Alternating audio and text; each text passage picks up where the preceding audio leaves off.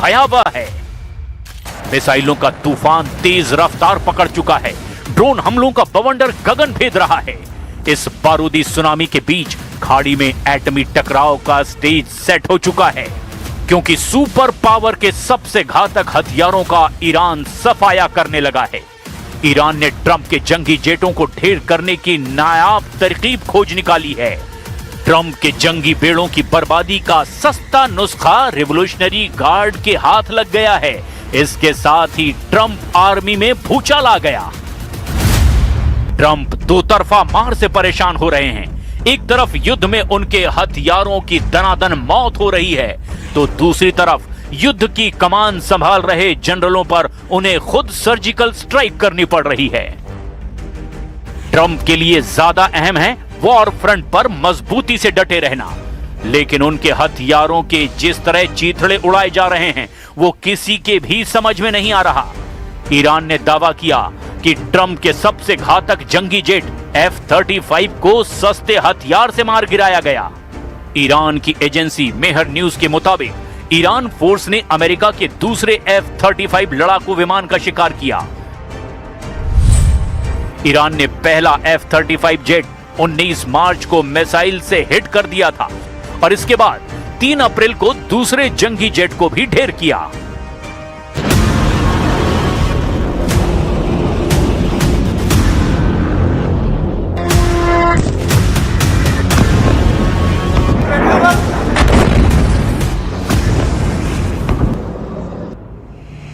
उन्नीस मार्च को F-35 की इमरजेंसी लैंडिंग की पुष्टि यूएस सेंट्रल कमांड ने की, जबकि दूसरे F-35 की तबाही की डिटेल ईरान के खातिम अल अंबिया मुख्यालय ने की है। ईरान ने सेंट्रल ईरान के एरियल रूट में अमेरिकी F-35 स्टेल्थ फाइटर को मार गिराकर बयान में कहा कि F-35 लाइटनिंग 2 को ईरान के एयर डिफेंस सिस्टम ने निशाना बनाया। जिस फाइटर जेट को निशाना बनाया गया वो ब्रिटेन में रॉयल एयर फोर्स से जुड़ी एक स्क्वाड्रन का हिस्सा था। ईरान ने ऐसा कौन सा हथियार बना लिया जिससे वो दुनिया के सबसे एडवांस जंगी जेट को मार रहा है? ईरान के पास क्या कोई सीक्रेट लड़ाका है? इस पर आगे जानकारी देंगे। अभी ये जान लीजिए कि ट्रंप अपनी टीम और आर्मी पर स्ट्राइक आखिर क्यों कर रहे हैं।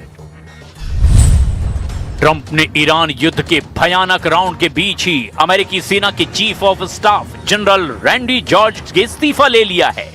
अगस्त 2023 से सेना के चीफ ऑफ स्टाफ जनरल पद पर तैनात रैंडी जॉर्ज का कार्यकाल 4 साल का था।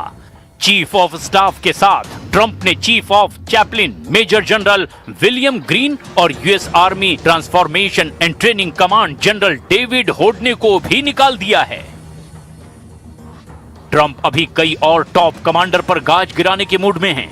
उन्होंने अटॉर्नी जनरल पाम बोंडी को भी पद से हटाकर सख्ती के सिग्नल दे दिए हैं। वॉर जोन से मिल रही बैड न्यूज ने ट्रंप का दिमाग गर्म कर रखा है। अमेरिका की अजेय हथियारों की तबाही ने ट्रंप की टेंशन दोगुनी कर दी है। ईरान ने अब तक जिन महंगे हथियारों को मार गिराया उनकी लिस्ट हर दिन बढ़ती जा रही है, लेकिन ताज्जुब की बात यह है कि ईरान F-35 जैसे जेट को जुगाड़ की तकनीक से ढेर कर रहा है। साउथ चाइना मॉर्निंग पोस्ट की एक रिपोर्ट में F-35 को गिराने के लिए चीन के एक इंजीनियर के सलाह पर ईरान के साथ काम करने की संभावना जाहिर की गई। असल में चीन के एक इंजीनियर ने हाल ही में एक वीडियो बनाया था जिसमें यह बताया कि कैसे F-35 को आसानी से मार गिराया जा सकता है। ये वीडियो फारसी सबटाइटल के साथ तैयार किया गया, जिसमें बताया गया कि कैसे इंफ्रारेड मिसाइलों, मोबाइल लॉन्चरों और तात्कालिक सेंसरों जैसे आसानी से मिलने वाले और कम लागत वाले हथियारों से F-35 को मारा जा सकता है। मीडिया रिपोर्ट के मुताबिक यही वीडियो ईरान रॉकेट फोर्स के काम आ रहा है। इसके 4 करोड़ व्यूज हैं और ईरान में वीडियो वायरल हो रहा है।